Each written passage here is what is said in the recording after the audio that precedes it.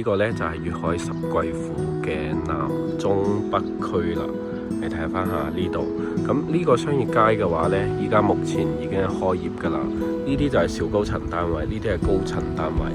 咁依家呢個十字路口落面啲商業呢係已經開晒，你睇下後巷都有㗎啦。對面呢度個商業呢都即將會開業㗎啦。咁距離華發商都係非常之方便，喺呢邊穿過去。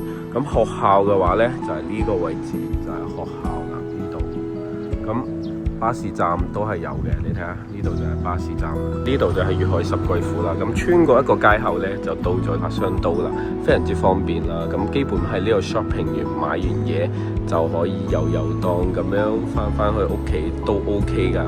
咁附近圖書館、檔案館、行政服務中心都係呢附近嘅，生活配套齊全，交通都好方便嘅。通過呢個紅鶴大橋，20分鐘就可以到達港珠澳大橋口岸啦。咁事不宜遲，我哋睇下小區嘅園林綠化都係 OK 嘅。依家上去睇示範單位。咁依家睇呢套呢係75個方嘅2房單位啦。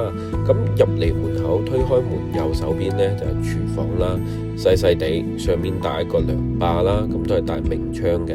星盤啊，同埋爐頭呢啲全部開發商都係配齊俾你嘅。見到呢個呢就係交樓標準。咁見到陽台呢邊望翻出去呢，就係一個早期交付咗嘅時代嘅一個產品啦。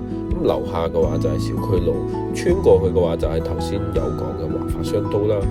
見到嘅話呢邊有2間房間啦，咁一個衛生間嘅，衛生間都係乾濕分區嘅，呢啲都係開發商整好俾你噶啦。